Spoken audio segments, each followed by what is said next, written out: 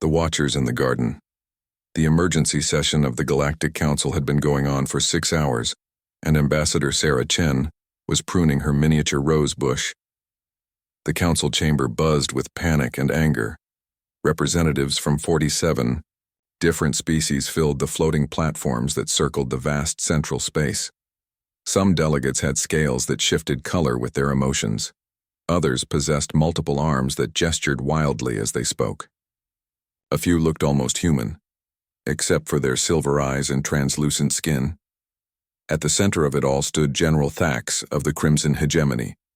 His exoskeleton was deep red, marked with battle scars, and his 4 arms ended in claws that could tear through steel. His mandibles clicked rapidly as he spoke, a sign of extreme agitation among his species. 3 systems have fallen in the past solar cycle, Thax declared, his voice carrying the harsh buzz typical of his insectoid race. The Azure Collective's molecular disruptors have turned entire planets into cosmic dust. My warriors die by the millions, and still the humans sit in their corner, tending to plants. All eyes turned to the small observation platform where Sarah sat. She was middle-aged with graying brown hair tied back in a simple bun. Her clothes were practical rather than formal, a green jumpsuit that looked more suited for gardening than diplomacy. A small toolkit lay beside her chair, filled with tiny scissors, watering droppers, and plant nutrients. The rose bush in front of her was no bigger than a dinner plate, but it was perfect. Each red petal seemed to glow with health, and the small thorns were arranged in precise spirals along the green stems. Sarah looked up from her work with calm brown eyes. "The roses are blooming beautifully this cycle," she said pleasantly. "Would anyone like to see? The hybrid I've been developing shows remarkable resistance to cosmic radiation." Lumina 9, representative of the Azure Collective, pulsed with frustrated blue light. The energy being's form shifted and swirled like living electricity contained in a vaguely humanoid shape. When it spoke, its voice sounded like harmonized music, but the melody was sharp with anger. "Ambassador Chen, surely you understand the gravity of our situation. The Crimson Hegemony has deployed planet killers, weapons that can crack worlds like eggs. Our response has been proportional." Sarah nodded thoughtfully while she adjusted a tiny support wire around one of the rose stems. "Yes, I heard about those. Very impressive engineering. The gravitational manipulation required must have taken decades to develop." "Impressive?" General Thax's mandibles spread wide in disbelief. "Your species has the most advanced starship technology in known space. Your vessels can travel faster than any of ours. Your manufacturing capabilities could tip the balance of this war. Why do you refuse to choose a side?" Sarah set down her small pruning shears and turned to face the assembly. Despite being one of the smallest beings in the chamber, something about her presence made others pay attention. "Choose a side in what exactly?" she asked. Thax's forearms gestured at the holographic displays surrounding the chamber. Images showed burning planets, destroyed fleets, and refugee convoys fleeing across the galaxy. In the war for the future of galactic civilization, the collective seeks to merge all organic life with their energy matrix. They would erase individual identity in favor of collective consciousness. Lumina 9's form brightened. "We offer transcendence beyond the limitations of flesh, perfect harmony, shared knowledge, the end of conflict through unity." "And we offer strength," Thax countered. "The hegemony believes in the power of individual will, the right of the strong to lead and protect the weak. We would bring order through discipline." Sarah listened patiently, occasionally glancing at her roses. "And after one of you wins, then what happens?"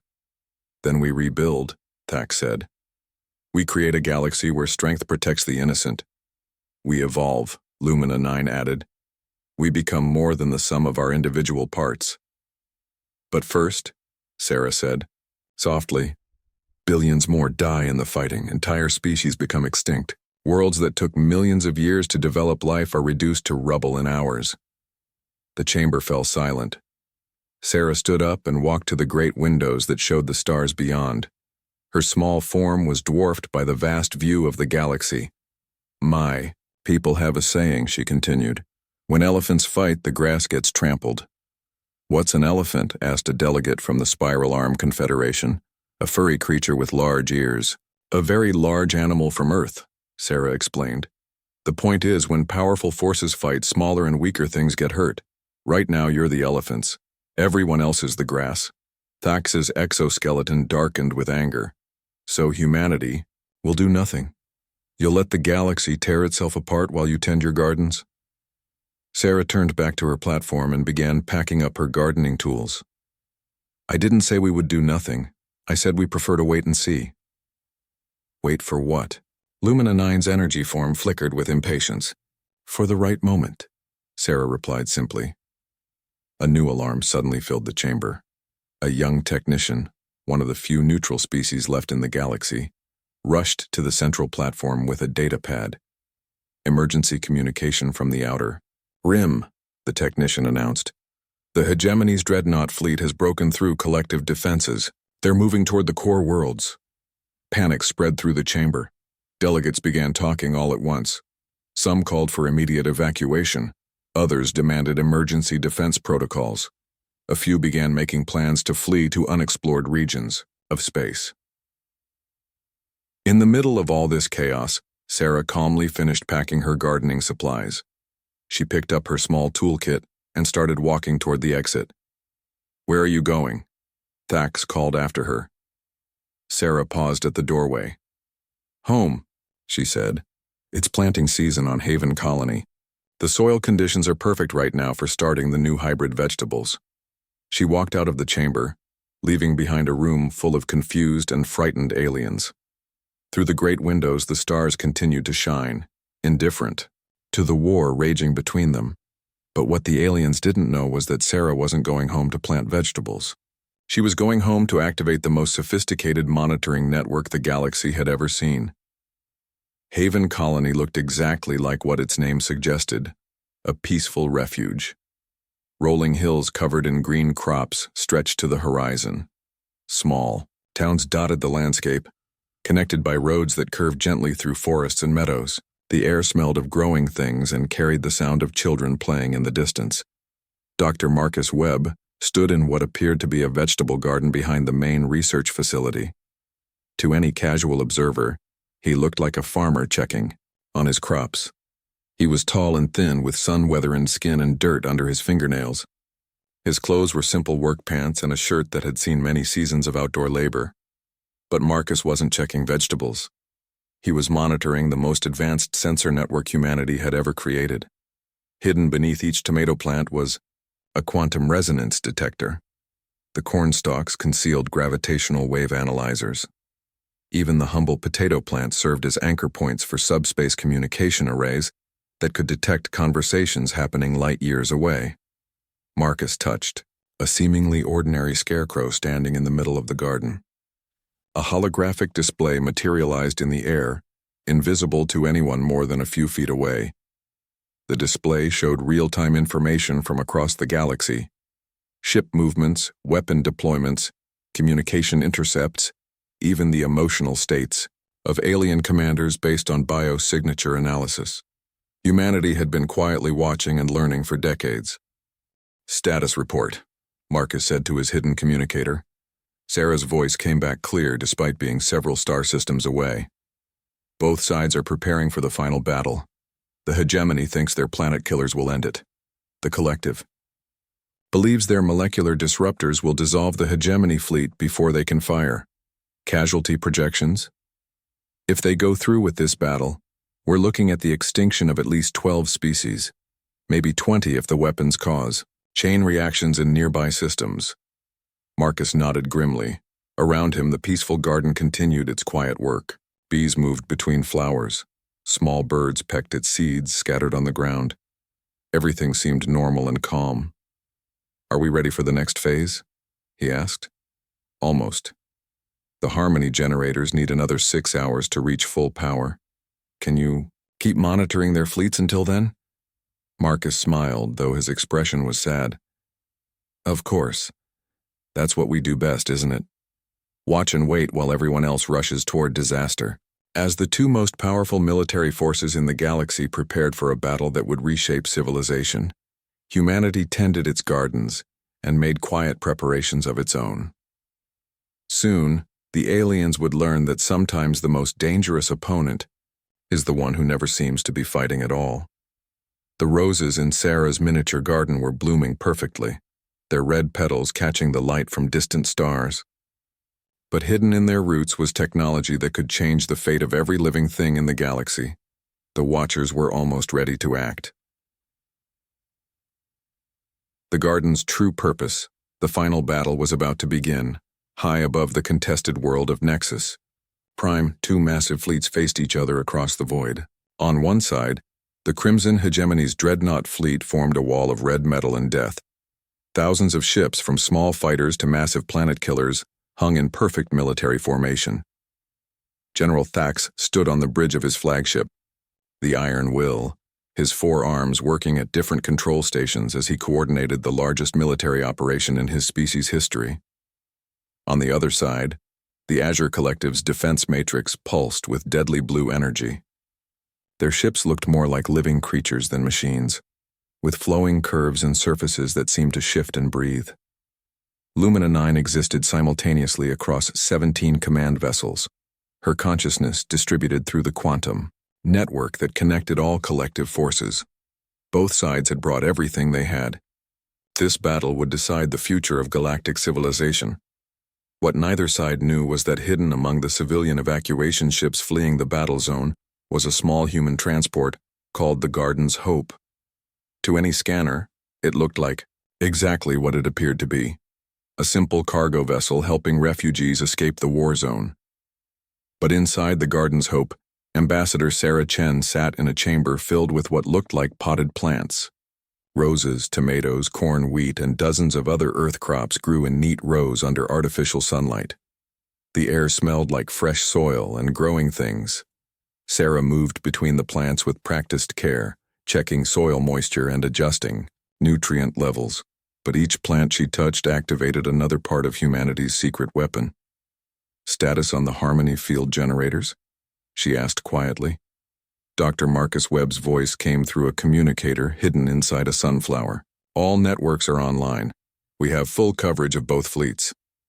Weapon systems analysis complete. We've cataloged every armament, every shield frequency, every power signature. Both sides are using technologies we understand better than they do." Sarah nodded and touched a small daisy growing in a pot near the window. Instantly, her view expanded to show her the tactical situation across light years of space. Through humanity's monitoring network, she could see inside both fleet commanders. Heads General Thax was confident. His planet killers had never failed. Each massive weapon could crack a world in half, and he had dozens of them. The Azure Collective's ships might be more advanced, but they couldn't survive having their atoms scattered across space. Lumina 9 was equally certain of victory. The Collective's molecular disruptors didn't just destroy targets, they made them cease to exist on a fundamental level. Matter simply stopped being matter when touched by their weapons. The Hegemony's crude kinetic weapons were no match for technology that rewrote the laws of physics. Both commanders were wrong, but they wouldn't understand why until it was too late. "Begin Phase 1, Sarah said softly, watering a small herb. Garden with water that contained microscopic quantum processors. Across the battle zone, changes began to happen. They were so subtle that no alien instrument could detect them, but they started affecting every weapon system in both fleets. On the Iron Will, General Thax watched his weapon displays with growing confusion. Why are the planet killer targeting systems showing deviation warnings? His weapons officer, a young hegemony warrior with bright red carapace, checked his readings twice before answering. "Sir, all systems show normal operation, but the gravitational resonance calculators are detecting minor fluctuations in local spacetime." "Minor fluctuations don't affect planet killers," Thax snapped. "Those weapons can punch through reality itself." "Yes, sir. But the fluctuations keep changing. Every time we compensate, they shift to a new frequency." Meanwhile, on the collective command ships, Lumina 9 was experiencing similar problems. Her distributed consciousness allowed her to monitor thousands of systems simultaneously, and she, was noticing tiny anomalies everywhere. Power conduits that should have been perfectly efficient were losing fractions of energy. Quantum field generators were detecting interference from sources that didn't exist. Molecular disruptor arrays were having difficulty maintaining coherent beam patterns. Each problem was microscopic. Each could be explained as normal equipment, variation, or random space phenomena. But together they were making both fleets significantly less effective than their commanders realized. Phase 1 complete, Marcus reported from his hidden garden laboratory on Haven Colony. Both fleets are experiencing approximately 15% reduction in combat effectiveness. Begin Phase 2, Sarah replied, transplanting a small rose bush to a larger pot. The changes became more noticeable. On hegemony ships, power cores began running less efficiently. Shield generators started consuming more energy than normal. Weapon systems developed timing irregularities that threw off their precision. On collective vessels, the quantum matrices that powered their advanced technology began experiencing cascade resonance failures. Energy beings found it harder to maintain coherent thought patterns. Molecular disruptors started requiring multiple shots to achieve the same effect. Sir, Thax's second-in-command reported, we're seeing system-wide degradation across the fleet. Nothing critical, but our combat effectiveness is down to about 70%. Thax's mandibles clicked rapidly. The collective must be using some kind of electronic warfare system. Compensate and prepare to fire all planet killers simultaneously. On the collective side, Lumina 9 reached the same conclusion. The hegemony has deployed a new form of interference technology. We must strike before they can adapt further. Charge all molecular disruptors to maximum power. Both fleets prepared for the devastating exchange that would end the war. Planet killers that could shatter worlds locked onto collective ships. Molecular disruptors that could erase matter from existence targeted the hegemony fleet. Final phase, Sarah said, picking up a single perfect rose and inhaling its fragrance. Let's show them what humanity has really been growing. The quantum processors hidden in every plant, on every human world, in every seemingly innocent monitoring station, activated simultaneously. Across thousands of light years, humanity's true network came online. It wasn't a weapon. It was something far more powerful than any tool of destruction. The harmony field generators created zones of space where certain types of energy simply couldn't exist, not by destroying them, but by changing the fundamental constants that allowed them to function. In these fields, the gravitational manipulation that powered planet killers became impossible. The quantum states that enabled molecular disruptors could not maintain coherence. Both fleets fired at exactly the same moment. Planet killers that should have shattered moons simply flickered and died, their exotic matter cores unable to maintain the gravitational differentials needed for function. Molecular disruptors that should have erased targets from existence fired harmless beams of ordinary light. Their quantum disruption fields collapsed by the harmony generators. The most devastating weapons in galactic history had become completely powerless. Silence filled both fleets as commanders stared at displays showing impossible readings. Weapons that had never failed, that had been tested countless times, had simply stopped working. All ships, General Thax broadcast on an open channel that both fleets could hear. Report weapon status immediately. Sir, planet killers are non-functional. The gravitational cores won't initiate. Kinetic cannons are down.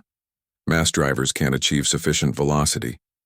Even the basic plasma weapons are showing power irregularities. Similar reports came from the collective fleet. Every weapon system, from the most advanced reality warping devices to simple energy cannons, had become useless. In the confusion, a new voice joined the communication channel. It was Ambassador Sarah Chen speaking from her transport ship. General Thax, Lumina 9, and all military personnel, she said in the same calm tone she used when discussing roses. Please power down your weapon systems and prepare to receive communication. Impossible, Thax snarled. Human ships don't have that kind of transmission power. You're not receiving this through your ship communications, Sarah explained patiently. We're speaking directly to the quantum resonance chambers in your brain structures. All sapient species have them. We've been studying alien biology for quite some time. The Garden's Hope approached both fleets slowly, its simple agricultural transport configuration making it look harmless among the massive warships surrounding it. But as it moved, something unprecedented began to happen. The space around all three fleets began to shimmer with gentle energy. Not the harsh, destructive power of weapons, but something that felt alive and growing, like sunlight on leaves or rain on fertile soil. For the past 50 years, Sarah continued, humanity has been watching this galaxy tear itself apart with war after war. We've seen species go extinct, planets become uninhabitable, entire star systems turned into graveyards. And we've been asking ourselves a question. What if there was another way? Holographic displays materialized around both fleets, visible to every ship. They showed images of human colonies, but not the simple farming communities the aliens expected. Instead, they saw vast underground laboratories, space stations disguised as asteroid mining operations, and research facilities hidden inside what appeared to be agricultural settlements. You see, while you've been building bigger weapons, we've been growing something different. We've been cultivating understanding. Every human world, every colony, every research station has been part of a single project, learning how to make war impossible. The images showed the truth of humanity's secret network. Thousands of monitoring stations had been cataloging every alien technology, every weapon system, every military tactic, but not to copy them or defend against them, to understand them so completely that they could be neutralized without violence. The harmony field generators don't destroy your weapons, Sarah explained. They simply create conditions where those weapons can't function, like trying to grow tropical plants. In Arctic soil, the environment doesn't support what you're trying to do. Lumina 9's distributed consciousness finally found a way to respond. This is impossible. You cannot alter the fundamental laws of physics. We're not altering them, Sarah said with a gentle smile that somehow transmitted through the quantum communication. We're just applying them more creatively than you expected. Every technology depends on specific environmental conditions to work. Change those conditions and the technology becomes useless. General Thax's rage was so intense that his exoskeleton was shifting to deep purple. You have no right to interfere in this war. This is not your conflict. Every war becomes everyone's conflict eventually, Sarah replied. But you're missing the important point. We haven't ended your war by defeating either side. We've ended it by making war itself impossible in this region of space. The harmony fields were expanding, carried by invisible quantum generators that had been built into every human structure in the galaxy. Soon the effect would cover entire star systems, making all weapons technology non-functional across vast regions of space. But here's what we're really offering, Sarah continued, and her voice carried a warmth that made even the most hardened warriors pause. Instead of fighting over who gets to rule the galaxy, why don't we all work together to make it a place worth living in?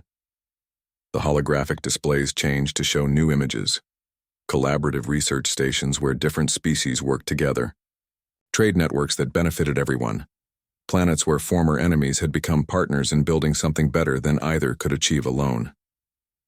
We call it the Garden Project, Sarah said, not because we want to make the galaxy into a farm, but because gardens teach us something important. The best growth happens when different types of plants work together, each contributing something unique to the whole. For long moments, both fleets hung in space without speaking. The weapons that had defined their identities, their cultures, their entire worldviews were useless. Everything they thought they knew about power and strength had changed.